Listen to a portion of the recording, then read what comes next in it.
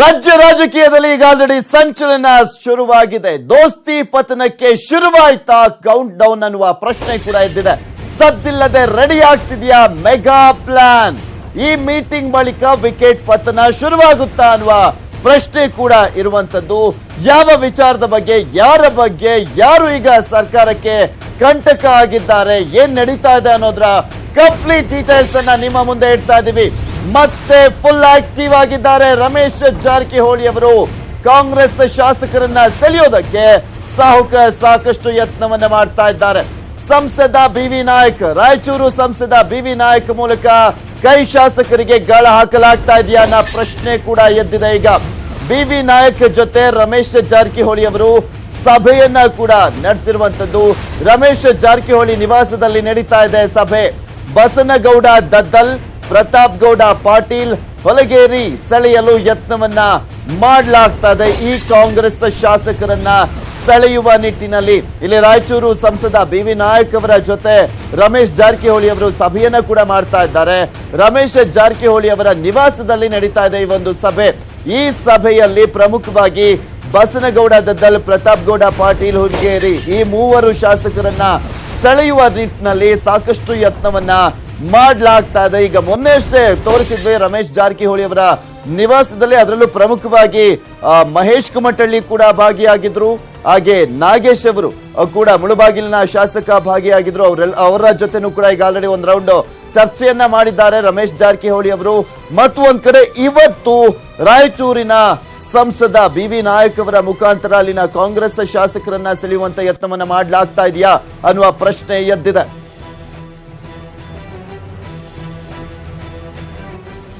ಇನ್ನು ಈ ಕುರಿತಂತೆ ಹೆಚ್ಚಿನ ಡೀಟೇಲ್ಸ್ ಅನ್ನ ನೀಡ್ತಾರೆ ನಮ್ಮ ಪ್ರತಿನಿಧಿ ಶ್ರೀನಿವಾಸ್ ಅಳಕಟ್ಟಿ. ನೇರ ಸಂಪರ್ಕದಲ್ಲಿ ಜಾಯ್ನ್ ಆಗ್ತಾ ಇದ್ದಾರೆ. ಎಸ್ ಅಳಕಟ್ಟಿ, ರಮೇಶ್ ಜಾರಕಿಹೊಳಿ ಅವರ ಚಟುವಟಿಕೆ ತುಂಬಾ ಆಕ್ಟಿವ್ ಆಗಿದ್ದಾರೆ. ಈಗ ಸಾಕಷ್ಟು ಜನರನ್ನ ಬಲ್ಕ್ ಆಗಿ ರಾಜೀನಾಮೆ ಕೊಡಿಸ್ತೀನಿ ಅಂತ ಹೇಳಿದಂತ ಹಿನ್ನೆಲೆಯಲ್ಲಿ ಶಾಸಕರನ್ನ ಸೆಳೆಯುವಂತ ಯತ್ನ ಮಾಡ್ತಾ ಇದ್ದಾರಾ ಸರ್ಕಾರ? ಈಗ ಕೌಂಟ್ ಡೌನ್ ಶುರುವಾಗಿದೆಯಾ ಸರ್ಕಾರಕ್ಕೆ ಅಂತ?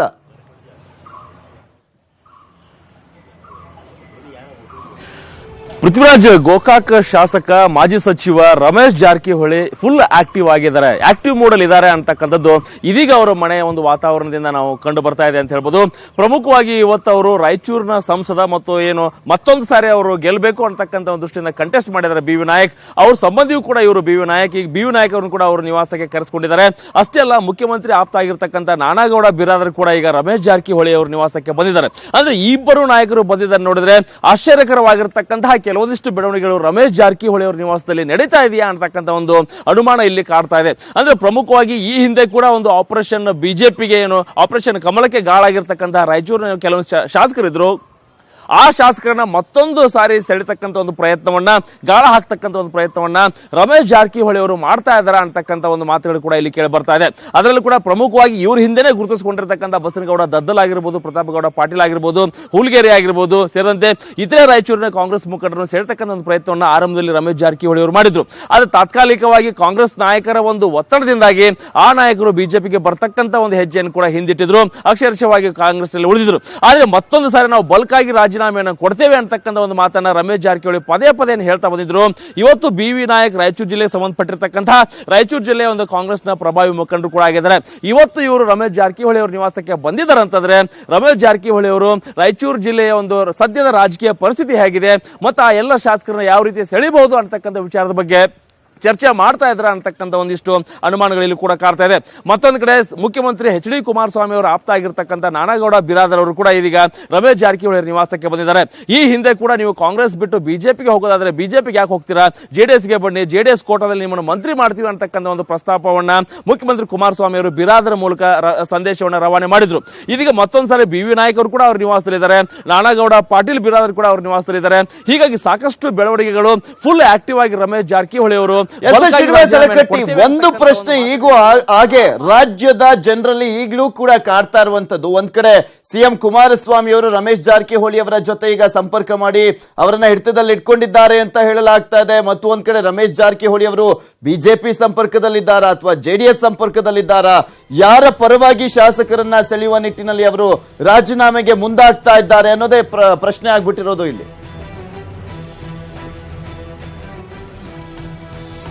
ಪೃಥ್ವಿರಾಜ್, ಪ್ರಮುಖವಾಗಿ ರಮೇಶ್ ಜಾರಕಿಹೊಳಿ ಅವರ ಉದ್ದೇಶ ಅಷ್ಟೇ, ಮೈತ್ರಿ ಸರ್ಕಾರವನ್ನ ಉರುಳಿಸಲೇಬೇಕು ಅಂತಕ್ಕಂತಹ ಒಂದು ಬದ್ಧತೆಯನ್ನ ಅವರು ತೋರ್ತಾ ಇದ್ದಾರೆ ಅಂತಕ್ಕಂಥದ್ದು. ಆ ನಿಟ್ಟಿನಲ್ಲಿ ಅವರು ಒಂದು ಬಿಜೆಪಿ ಮುಖಂಡರ ಒಂದು ಸಂಪರ್ಕದಲ್ಲಿ ಕೂಡ ಇದ್ರು. ಮುಂಬೈಯಲ್ಲಿ ಕೂಡ ಸಾಕಷ್ಟು ದಿನಗಳ ಕಾಲ ಅವರು ಆಪರೇಷನ್ ಮಾಡಲೇಬೇಕು ಅಂತಕ್ಕಂತ ಒಂದು ಗುರಿಯನ್ನು ಇಟ್ಕೊಂಡು, ಉದ್ದೇಶ ಇಟ್ಕೊಂಡು ಮುಂಬೈನ ಒಂದು ರೆಸಾರ್ಟ್ ಅಲ್ಲಿ ಕೂಡ ಅವರು ತೆಗಿದ್ರು. ಆದ್ರೆ ಅಂತಿಮವಾಗಿ ಅದು ಯಾವಾಗ ಫೇಲ್ಯೂರ್ ಆಯ್ತು, ಒಂದಿಷ್ಟು ದಿನಗಳ ಕಾಲ ಅವರು ತೆರೆಗೆ ಸರಿದ್ರು. ಆದ್ರೆ ಇದೀಗ ಮತ್ತೆ ಫುಲ್ ಆಕ್ಟಿವ್ ಆಗಿದ್ದಾರೆ. ಮತ್ತೊಂದ್ಸಾರಿ ಶಾಸಕರನ್ನ ಸೆಳೆಬೇಕು, ಮೈತ್ರಿ ಸರ್ಕಾರವನ್ನು ಪತನಗೊಳಿಸಬೇಕು, ಜೊತೆಗೆ ತಾವು ಬಿಜೆಪಿಯನ್ನ ಸೇರಬೇಕು ಅಂತಕ್ಕಂಥ ಒಂದು ಗುರಿ ಮತ್ತು ಉದ್ದೇಶವನ್ನ ರಮೇಶ್ ಜಾರಕಿಹೊಳಿ ಅವರು ಇಟ್ಕೊಂಡಿದ್ದಾರೆ. ಆ ನಿಟ್ಟಿನಲ್ಲಿ ಒಂದು ಪ್ರಯತ್ನವನ್ನ ಮಾಡ್ತಾ ಇದ್ದಾರೆ ಅಂತಕ್ಕಂಥ ಒಂದು ಮಾತನ್ನ ಅವರ ಆಪ್ತರು ಹೇಳ್ತಾ ಇದ್ದಾರೆ. ಪೃಥ್ವಿರಾಜ್, ಎಸ್, ಈಗ ಬಿರಾದರ್ ಬಂದಿರುವಂತ ಹಿನ್ನೆಲೆ ನೋಡ್ತಾ ಇದ್ರೆ, ಹಾಗಾದ್ರೆ ಇವರನ್ನೆಲ್ಲ ಯಾರೇ ಹೊರಗಿಡ್ಲಿ ಕಾಂಗ್ರೆಸ್ ಇಂದ ಒಂದು ಹೆಜ್ಜೆಯನ್ನ, ಅವರನ್ನೆಲ್ಲರನ್ನೂ ಕೂಡ ಜೆಡಿಎಸ್ಗೆ ಬರ್ರಿ ಅಂತ ಆಹ್ವಾನವನ್ನ ಮಾಡೋದಕ್ಕೆ ಹೋಗ್ತಾ ಇದ್ದಾರಾ, ಅಥವಾ ಇವ್ರಿಗೆಲ್ಲರಿಗೂ ಕೂಡ ಏನೇ ಸಮಸ್ಯೆ ಇದ್ರು ನಾವು ಬಗೆಹರಿಸ್ತೀವಿ, ಅಟ್ಲೀಸ್ಟ್ ಈ ಬಾರಿ ಸುಮ್ನಿರಿ ಅಂತ ಏನಾದ್ರು ಕೇಳ್ಕೊಳ್ಳೋದಕ್ಕೆ ಹೋಗ್ತಾ ಇರೋದಾ ಅಂತ?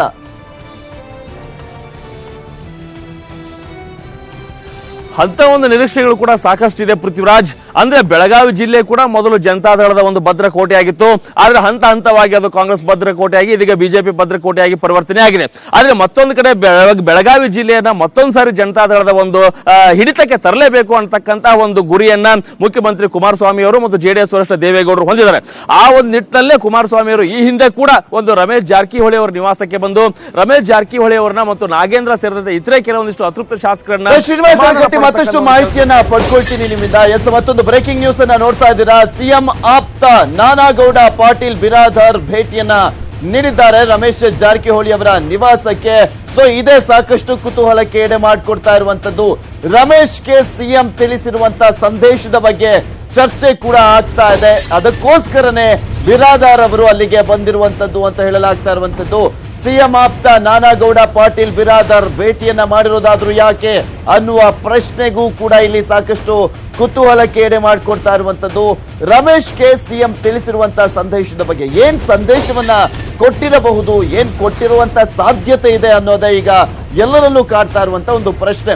ಇದ್ರ ಬಗ್ಗೆ ಮತ್ತಷ್ಟು ಮಾಹಿತಿಯನ್ನ ಪಡ್ಕೊಳ್ಳೋಣ ನಮ್ಮ ಪ್ರತಿನಿಧಿಯಿಂದ. ಎಸ್ ಶ್ರೀನಿವಾಸ್ ಅಳಕಟ್ಟಿ, ನೀವು ಹೇಳ್ತಾ ಇದ್ರಿ ಬಿರಾದರ್ ಅವರು ಕೂಡ ಬಂದಿದ್ದಾರೆ, ಇಲ್ಲಿ ಸಿಎಂ ಅವರ ಸಂದೇಶವನ್ನ ಹೊತ್ತಿ ತಂದಿದ್ದಾರೆ ಅವರು ಅಂತ, ಅದನ್ನು ಕೂಡ ನೀವು ಹೇಳ್ತಾ ಇದ್ರಿ. ಏನ ಆಗ್ತಾ ಇದೆ, ಯಾವ ರೀತಿಯಾದಂತ ಸಂದೇಶವನ್ನ ರವಾನಿಸಿರ್ಬೋದು ಅಂತ?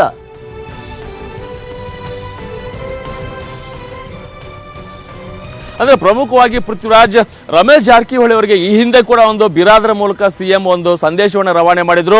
ಅಂದ್ರೆ ನೀವು ಕಾಂಗ್ರೆಸ್ ಪಕ್ಷವನ್ನ ತೊರೆಯೋದೇ ಆದ್ರೆ ಬಿಜೆಪಿಗೆ ಯಾಕೆ ಹೋಗ್ತೀರಾ, ಜೆಡಿಎಸ್ಗೆ ಬನ್ನಿ, ಜೆಡಿಎಸ್ ಕೋಟಾದಲ್ಲಿ ನಿಮ್ಮನ್ನ ಮಂತ್ರಿ ಮಾಡ್ತೀವಿ ಅಂತಕ್ಕಂಥ ಒಂದು ಆಫರ್ ಅನ್ನ ಬಿರಾದರ ಮೂಲಕ ಕೊಟ್ಟಿದ್ರು. ಆದ್ರೆ ಅಂತಿಮವಾಗಿ ನೀವು ಲೋಕಸಭೆ ಚುನಾವಣೆ ಫಲಿತಾಂಶ ಬರೋವರೆಗೂ ಕೂಡ ವಿದೇಶಿ ಪ್ರವಾಸವನ್ನ ಕೈಗೊಳ್ಳಿ ಅಂತಕ್ಕಂಥ ಒಂದು ಸಲಹೆಯನ್ನು ಕೂಡ ಕೊಟ್ಟಿದ್ರು. ಆದ್ರೆ ಅಂತಿಮವಾಗಿ ಆ ಸಲಹೆಯನ್ನ ತಿರಸ್ಕರಿಸಿ ರಮೇಶ್ ಜಾರಕಿಹೊಳಿ ಮತ್ತೆ ಕಾಂಗ್ರೆಸ್ ಶಾಸಕರನ್ನ ಸೆಳೆಯೋ ನಿಟ್ಟಿನಲ್ಲಿ ಒಂದು ಹೆಜ್ಜೆಯನ್ನು ಕೂಡ ಮುಂದಿಟ್ಟಿದ್ರು.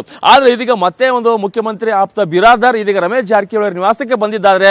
ಯಾವುದಾದ್ರೂ ಒಂದು ಹೊಸ ಸಂದೇಶವನ್ನ ತಂದಿದ್ರ ಅಂತಕ್ಕಂಥ ಒಂದು ಅನುಮಾನಗಳು ಕೂಡ ಇಲ್ಲಿ ಕಾಡ್ತಾ ಇದೆ. ಆದ್ರೆ ಇನ್ನೂ ಕೂಡ ಅವ್ರ ನಿವಾಸದಲ್ಲಿ ಮಾತುಕತೆಯನ್ನು ಮುಂದುವರಿಸಿದ್ದಾರೆ. ಆ ಮಾತುಕತೆ ಬಳಿಕ ಬಿರಾದರ್ ಏನಾದ್ರೂ ಮಾತಿಗೆ ಸಿಗ್ತಾರ ಅಂತಕ್ಕಂಥದ್ದು ಕೂಡ ನಾವು ಕಾಯ್ತಾ ಇದ್ದೀವಿ. Prithviraj, okay, thank you Srinivas Alakatti ನಿಮ್ಮೆಲ್ಲ ಡೀಟೇಲ್ಸ್ಗಾಗಿ.